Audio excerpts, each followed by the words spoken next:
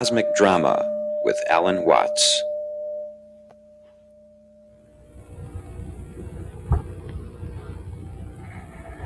Well, we're still on the ferryboat Vallejo, my home, and as it happens to be a rather nice afternoon, we decided to come out onto the patio instead of working in the studio. I've been talking to you about the mystery of the curious sensation of nothingness that lies behind ourselves. First of all, I gave you the illustration of the blank space behind the eyes, about the silence out of which all sound comes, and about empty space out of which all the stars appear.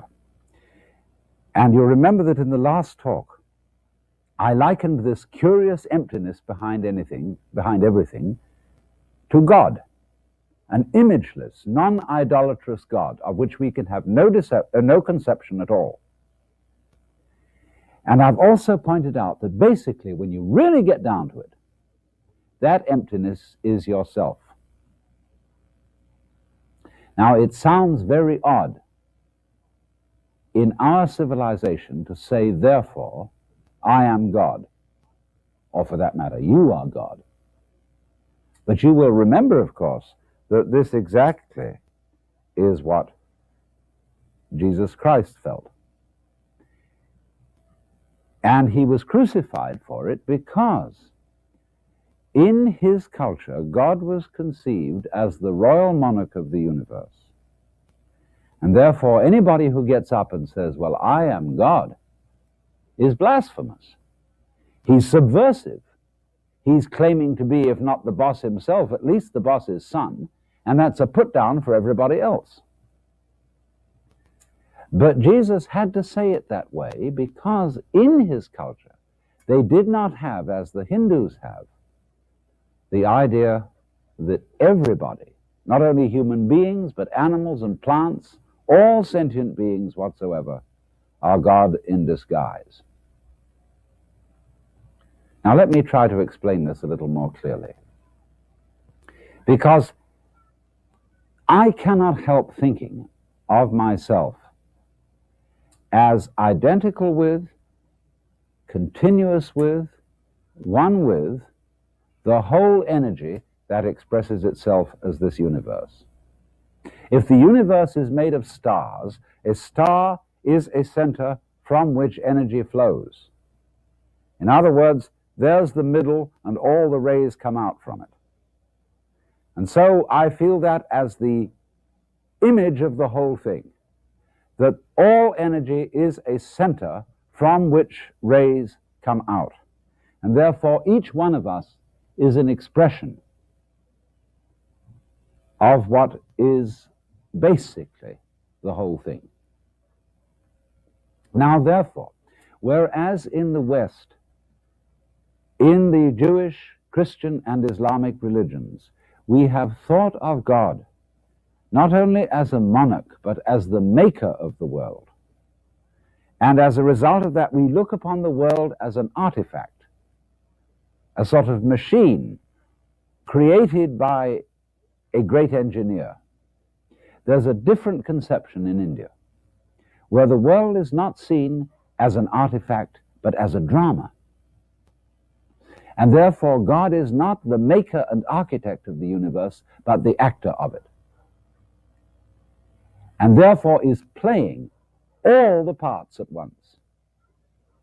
And this connects up with the idea of each one of us as persons, because a person is a mask. From the Latin word persona, the mask worn by the actors in Greco-Roman drama. So this is an entirely different conception of the world, and as I think I shall be able to show you, it makes an amazing amount of sense. So we start from the premise that you don't know who you are. You can't see yourself, and as I pointed out, you don't know how you grow your body, how you make your nervous system work, how you manage to emerge in this environment of nature. And so this unknown you, the you that is not you, the you that is not the ego, this is God. That is to say, not the cosmic boss, but the fundamental ground of being, the reality that always was, is, and will be, that lies at the basis of reality. That's you. Now, let's go into a more mythological kind of imagery. Suppose you are God. Suppose you have all time, all eternity, and all power at your disposal. What would you do?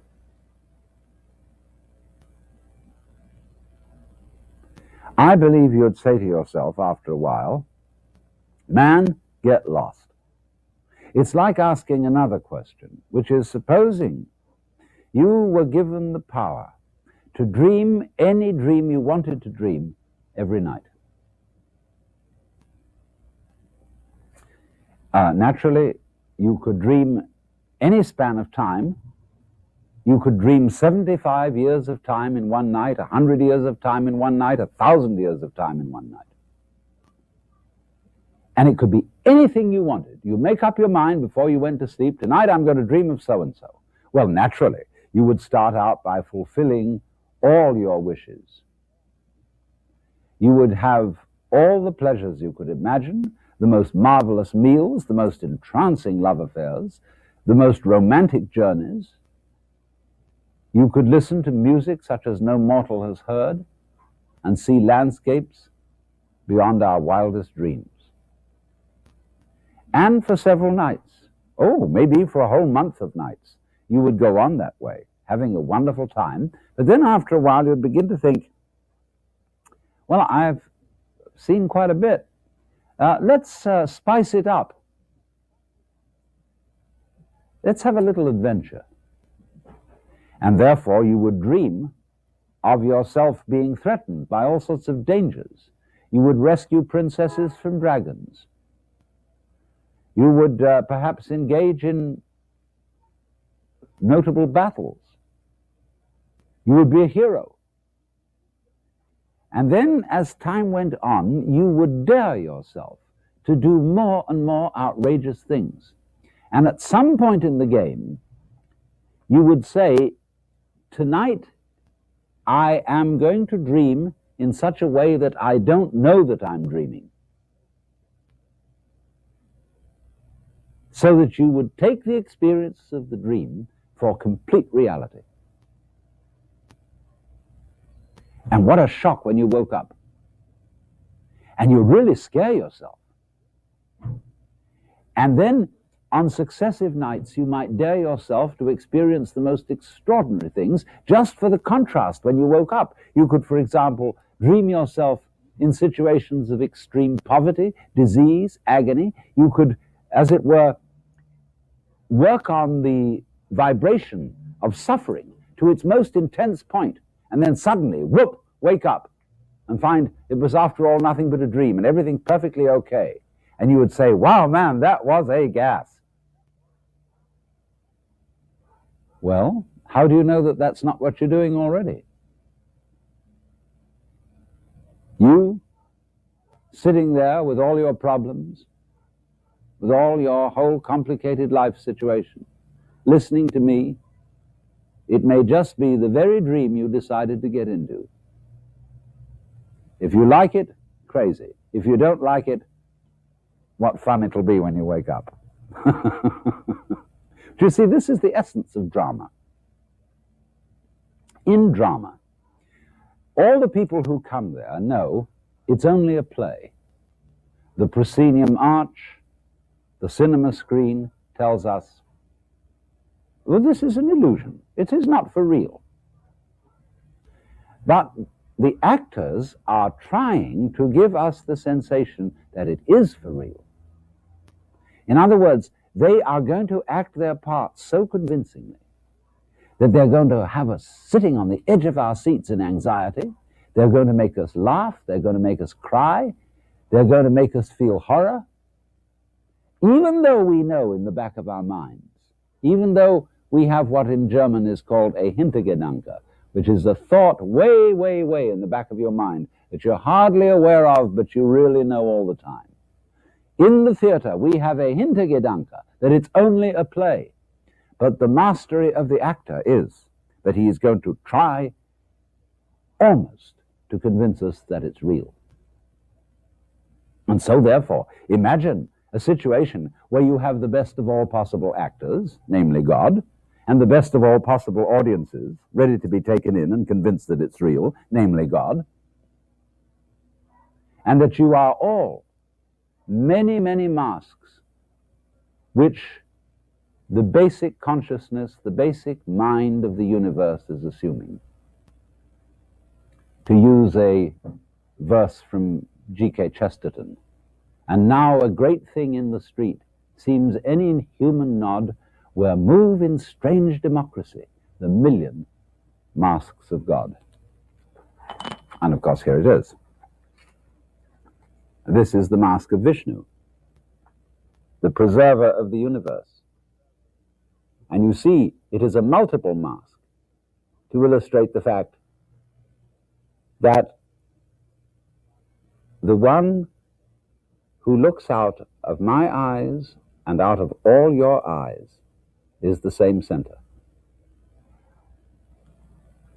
So, if I look at another human being and I look straight into their eyes,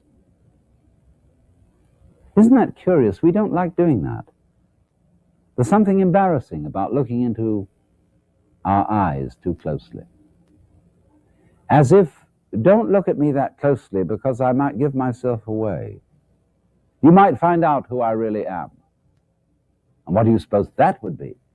Do you suppose that another person who looks deeply into your eyes will read all the things you're ashamed of, all your faults, all the things you're guilty about?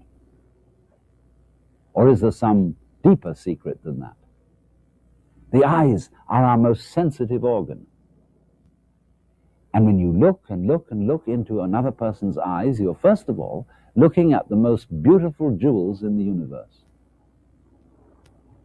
And if you look down beyond that, you see, of course, it's the most beautiful jewel in the universe because that's the universe looking at you. We are the eyes of the cosmos. So that in a way, when you look deeply into somebody's eyes, you're looking deep into yourself, and the other person is looking deeply into the same self, which many-eyed, as this mask is many-faced, is looking out everywhere. One energy playing myriads of different parts. Why? Obviously, it's perfectly obvious. Because if you were God, and you knew everything, and were in control of everything, you would be bored to death. As I said, it would be like making love to a plastic woman. Everything would be completely predictable, completely known, completely clear, no mystery, no surprise whatever. Look at it in still another way. The object of our technology is to control the world. To have, as it were, a super electronic push-button universe where we can get anything we want, fulfill any desire simply by pushing a button. You know, you're Aladdin with the lamp. You rub it, the jinn comes and says, "Salam alaikum, I'm your humble servant. What do you wish?" Anything you want. And after a while of that, just as you would, in those dreams I describe, decide one day to forget that you were dreaming, you would say to the genie of the lamp, "I would like a surprise." Or God in the court of heaven might turn to his vizier and say, "O commander of the faithful, we are bored." And the vizier of the court would reply, "O king, live forever, but surely out of the infinitude of your wisdom, you can discover some way of not being bored. And the king would reply, O vizier, give us a surprise. You know, that's the whole basis of the story of the Arabian Nights. Here was a very powerful sultan who was bored. And therefore he challenged Sherazada to tell him a new story every night, so that the telling of tales, getting involved in adventures, would never, never end. And that's, isn't it? Isn't that the reason why we go to the theater, why we go to the movies? Because we want to get out of ourselves. We want a surprise. And a surprise means that you have to other yourself. That is to say, there has to enter into your experience some element that is not under your control. So if our technology were to succeed completely, and everything were to be under our control, we should eventually say, we need a new button. In all these control buttons, we always have to have a button labeled surprise. And just so that it doesn't become too dangerous, we'll put a time limit on it. Surprise for 15 minutes, for an hour, for a day, for a month, a year, a lifetime. And then in the end, when the surprise circuit is finished, we'll be back in control and we'll all know where we are. And we'll heave a sigh of relief. But after a while, we'll press the button labeled surprise once more.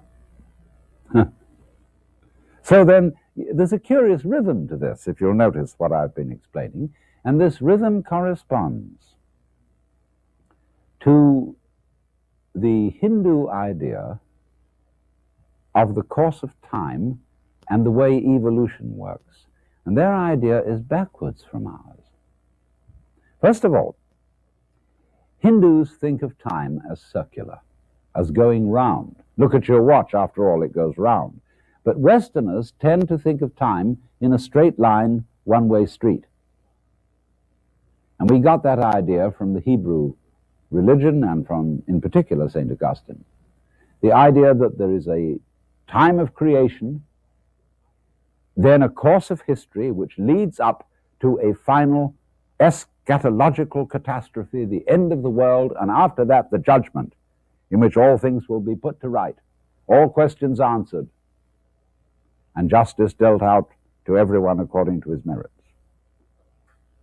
And that'll be that. Thereafter, the universe will be in a way static. There will be the eternally saved and the eternally damned. Now, many of us may not believe that today, but that has been a dominating belief throughout the course of Western history, and it has had a tremendously powerful influence on our culture.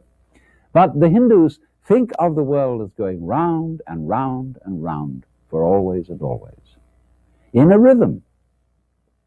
And they calculate the rounds in periods that in Sanskrit are called kalpas, K-A-L-P-A, and each kalpa lasts for 4,320,000 years. And so a kalpa is the period, or manvantara, during which the world, as we know it, is manifested. And it is followed by a period, also a kalpa long, 4,320,000 years, which is called pralaya. And this means when the world is not manifested anymore. And these are the days and nights of Brahma, the Godhead. During the manvantara, when the world is manifested, Brahma is asleep, dreaming that he is all us and everything that's going on. And during the pralaya, which is his day, he's awake and knows himself or itself, because it's beyond sex or anything like that, for who and what he, she, it is. And then, once again, press button surprise. And as in the course of our dreaming, we would very naturally dream the most pleasant and rapturous dreams first, and then get more adventurous and experience and explore the hot dimensions of experience. So in the same way, the Hindus think of a kalpa, of the manifested universe, of the manvantara, as divided into 4 periods. And these 4 periods are of different length. The first is the longest, and the last the shortest. And they are named in accordance with the throws in the Hindu game of dice. There are 4 throws: the throw of 4, the throw of 3, the throw of 2, the throw of 1. The throw of 4 is always the best throw, like the 6 in our game, and the throw of 1, the worst throw. Now, therefore, the first throw is called Krita. And the epoch, the long, long period for which this throw lasts, is called a yuga. So we'll translate yuga an epoch, and we'll translate kalpa an eon. Now, the word Krita means done, as when we say, well done. And that is a period of the world's existence that we call the Golden Age, when everything is perfect, done to perfection. When it comes to an end, we get Treta Yuga. That means the throw of 3. And in this period of manifestation, something is a little off. In other words, there's an element of the uncertain, an element of insecurity, and an element of adventure in things. It's like, a 3-legged stool is not as secure as a 4-legged one. You're a little bit more liable to be thrown off balance. That lasts for a very long time too, but then we get next what is called Dvapara Yuga. Dva, that means 2. And in this period, the good and the bad, the pleasurable and the painful, are equally balanced. But then finally, in the end, there comes Kali Yuga. And this means Kali, the worst throw, the throw of 1, and this lasts for the shortest time. And this is the period of manifestation in which the unpleasurable, painful, diabolical principle finally takes over. But notice that it has the shortest innings. In other words, if you add up the periods of years which they assign to all the different yugas, you will see that the bad principle only has the stage for about 1/3 of the time. And at the end of the Kali Yuga, the myth goes on to say that the great destroyer of the worlds, God manifested as the destructive principle, Shiva, does a dance called the Tandava, and he appears blue-bodied with 10 arms, with lightning and fire appearing from every pore in his skin, and does a dance in which the universe is finally destroyed. There is that moment of cosmic death, which is, nevertheless, the waking up of Brahma, the creator. For as Shiva turns round and walks off the stage, seen from behind, he is Brahma, the creator, the beginning of it all again. And Vishnu, whose mask I have been showing you, is the preserver, that is to say, the going on of it all. The whole state of the Godhead being manifested as many, many faces. So, do you see that this is a philosophy of the role of evil in life, which is in a way rational and merciful? You see, if we thought God is playing with the world, he has created it for his pleasure, and he has created all these other beings than himself, and they go through the most horrible torments. Terminal cancer, children being burned with napalm, concentration camps, the Inquisition, the horrors that human beings go through. How is that possibly justifiable under any system where we say, well, some God created it, and if a God didn't create it, and there's nobody in charge, and there's no rationality to the whole thing, but it's just a tale told by an idiot full of sound and fury signifying nothing, then you're liable to say, the only out is suicide. It's a ridiculous system. But suppose it isn't that.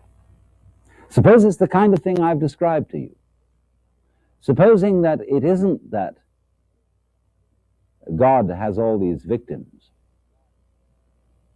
and is pleasing himself, showing off his justice by either rewarding them or punishing them. Supposing it's quite different from that. Supposing that God is the one playing all the parts, that God is the child being burned to death with napalm.